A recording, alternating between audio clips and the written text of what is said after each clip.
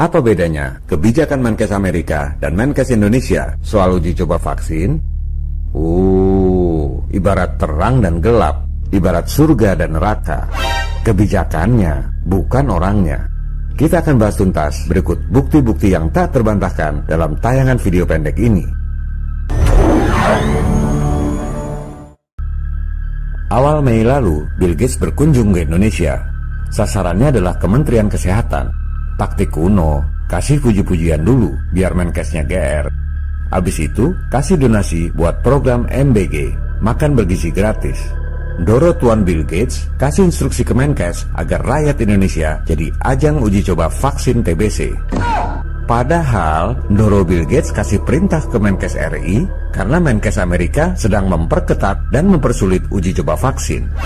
Ini adalah fakta. Tanggal 1 Mei 2025, media The New York Times memberitakan bahwa Menkes Robert F. Kennedy Jr. alias RFK Jr. memperketat dan mempersulit persetujuan vaksin di Amerika.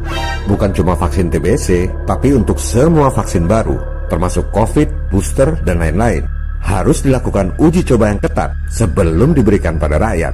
Tanggal 7 Mei, Bill Gates datang ke Indonesia, kasih perintah ke Menkes RI agar rakyat Indonesia jadi ajang uji coba vaksin. Malu-maluin nggak sih? Mana berani Bill Gates datang ke Menkes Amerika nawarin vaksin. Ditempeleng lah dia sama Menkes Amerika. RFK Jr. nggak segan-segan menelanjangi Bill Gates di depan rakyat Amerika. Bill Gates itu nggak pernah berjuang untuk rakyat. Ia adalah antek globalis, kata Menkes RFK Jr.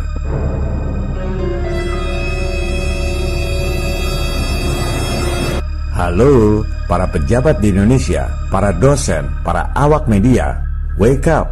Janganlah bermental seperti orang jajahan, dikit-dikit silo sama orang kaya.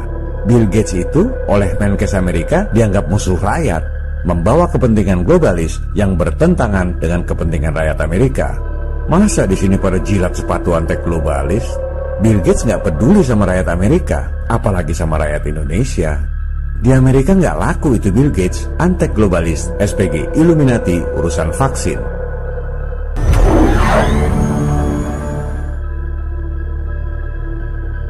Keluarga Kennedy dikenal sebagai aktivis yang idealis dan berani berkorban nyawa untuk sesuatu yang mereka percaya dan perjuangkan. Oleh sebab itulah, paman sang Menkes, yakni Presiden JFK, dibunuh secara tragis. Ayah sang Menkes, Senator dan Jaksa Agung RFK Senior, juga dibunuh secara tragis. Kematian tragis ayah dan pamannya itu membuat RFK Jr. menyadari bahwa ada kekuatan yang jauh lebih besar dari Presiden dan Jaksa Agung negara adikuasa. Kekuatan globalis yang sama yang menguasai berbagai industri seperti bisnis militer, bisnis media, sehingga bisa menggiring opini rakyat sedunia, dan tentu saja bisnis industri farmasi. Nggak ada media mainstream yang memberitakan bahwa industri farmasi dunia itu pendapatannya 11.200 triliun rupiah, 1,5 kali dari total utang Republik Indonesia dari tahun 45 sampai 2025. Mereka dapatkan hanya dalam 1 tahun. Itu baru obat dari resep, retail, dan lain-lain. Sementara di luar itu, pendapatan dari vaksin COVID di tahun yang sama, 2024, 16.500 triliun rupiah. Jauh lebih besar dari pendapatan resep dan retail.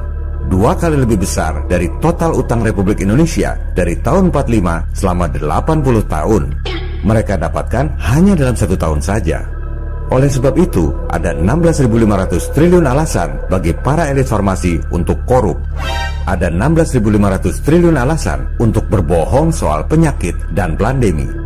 Sekelas keluarga Kennedy, RFK Jr. banyak dapat info-info intelijen yang kita nggak pernah dengar. Info-infonya sangat detail, menyangkut kejadiannya, orang-orangnya, perbuatannya, dan lain-lain. Makanya waktu dia tulis buku bestseller menelanjangi korupnya Anthony Fauci, Bill Gates, dan raksasa farmasi, RFK dengan berani menuding bahwa Bill Gates membunuh anak-anak lewat vaksin.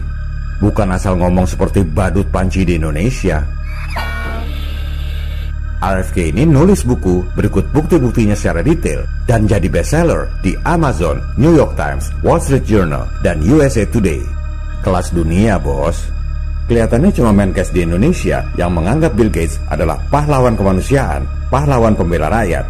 Sementara Menkes di negaranya sendiri mengatakan bahwa Bill Gates adalah kriminal yang membunuh anak-anak lewat vaksin.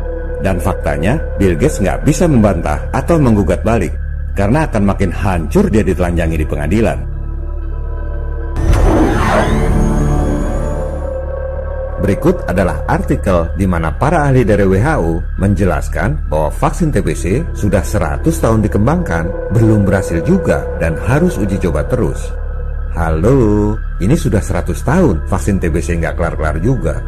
Menurut expert WHO sendiri, memang vaksin itu butuh waktu puluhan tahun buat berhasil. Berarti vaksin COVID yang kemarin seolah-olah instan itu tipu dong. Kan harusnya butuh waktu puluhan tahun. Verywell Health juga menjelaskan bahwa vaksin TBC digunakan pertama kali tahun 1920-an, 100 tahun yang lalu. 10 tahun kemudian, tahun 1930-an di Jerman, 73 bayi tewas dari 251 anak yang divaksin. Halo, hampir 30% yang divaksin TBC tewas, bayi pula. Ini bahkan jadi kasus kriminal di mana penyelenggaranya dipenjara.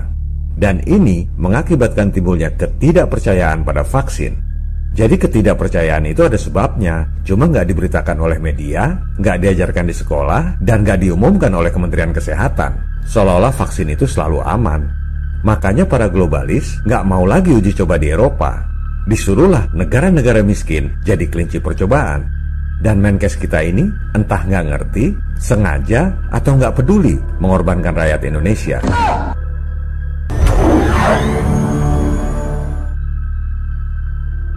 COVID berhenti kenapa?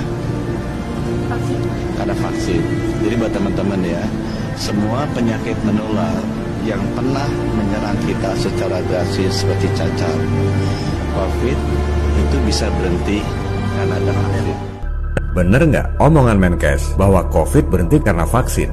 Padahal WHO sendiri bilang vaksin tak akan menghentikan pandemi. Lebih parah lagi, The National Library of Medicine mengatakan vaksin bahkan tak bisa memperlambat evolusi virus SARS-CoV-2. Berarti omongan bahwa pandemi berhenti karena vaksin ngawur dong. Bertentangan dengan omongan bos-bos kesehatannya sendiri. Ini baru pemanasan, sekalian kita bongkar. Silakan Anda buka data COVID di WHO, kitab sucinya para ahli kesehatan. Indonesia katanya 75% penduduknya divaksin. Yang tercatat di sertifikat. Soal divaksin benar apa enggak ya kita nggak tahu. Kemudian kita ambil yang paling rendah tingkat vaksinasinya, Papua Nugini dan Yaman. Masing-masing cuma 4% penduduk yang divaksin. Itu sudah yang paling rendah. Kita catat ya, menurut WHO, Indonesia 75% penduduk divaksin, Papua Nugini dan Yaman masing-masing cuma 4% penduduk. Anda bandingkan dengan data dari Worldometer yang mengutip dari PBB Geoskim. Indonesia yang 75% penduduknya katanya divaksin, tingkat kematian COVID-nya 581 orang per 1 juta penduduk. Sementara Papua Nugini dan Yaman yang masing-masing cuma 4% penduduknya divaksin, tingkat kematian COVID-nya masing-masing 72 dan 69 orang per 1 juta penduduk. Terus buat apa divaksin? Buat memperkaya industri farmasi doang kan jadinya? Faktanya yang nggak divaksin, tingkat kematian COVID-nya lebih rendah. Tingkat kematian COVID di Indonesia 8 kali lebih banyak atau 800% dari tingkat kematian COVID di negara-negara yang hampir tidak divaksin. Berarti statement Menkes bahwa COVID berhenti karena vaksin double skakmat dong ngawurnya. Tidak sesuai fakta dan data. Dan saya belum selesai main catur. Silakan Anda buka data dari The World Bank Group. Death rate crude per 1000 penduduk. Crude itu artinya mentah. Data asli tanpa dibedakan umur, gender, penyebab kematian, dan lain-lain. Semua jadi satu. Anda lihat di masa puncak COVID tahun 2021, tingkat kematian dunia 8,7 orang per 1000 penduduk. Kalau kita tarik ke belakang, sama aja dengan tingkat kematian tahun 1998, 8,7 orang per 1000 penduduk. Nggak ada drama kematian di tahun 1998. Di zaman COVID, masyarakat panik karena propaganda media aja. Tayangkan jumlah kematian tiap hari. Padahal kalau dibandingkan dengan tahun-tahun sebelumnya, normal-normal aja. Itu yang namanya propaganda ketakutan. Jadi, statement Menkes bahwa COVID berhenti karena vaksin, seolah-olah COVID itu bencana kematian bagi dunia adalah ngawur. Cuma opini dia doang, tanpa fakta dan data. 3 menit aja udah 3 kali skakmat.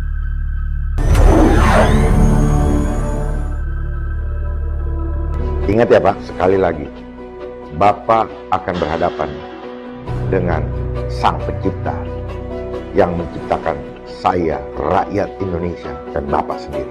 Jangan khianati itu. Dan saya siap untuk berdiskusi terbuka dengan Bapak Budi Gunadi. Hanya ada satu sikap terhadap program Menkes ini, tolak uji coba vaksin TBC.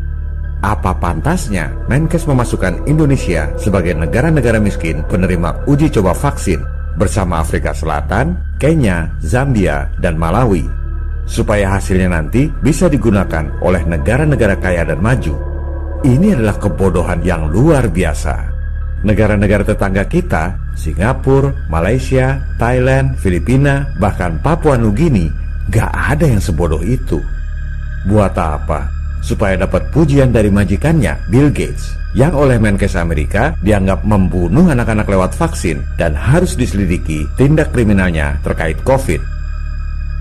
Sebarkan video ini pada pemerintah, DPR, awak media, dan saudara-saudara kita tercinta untuk membangkitkan kesadaran serta mencerdaskan kehidupan bangsa.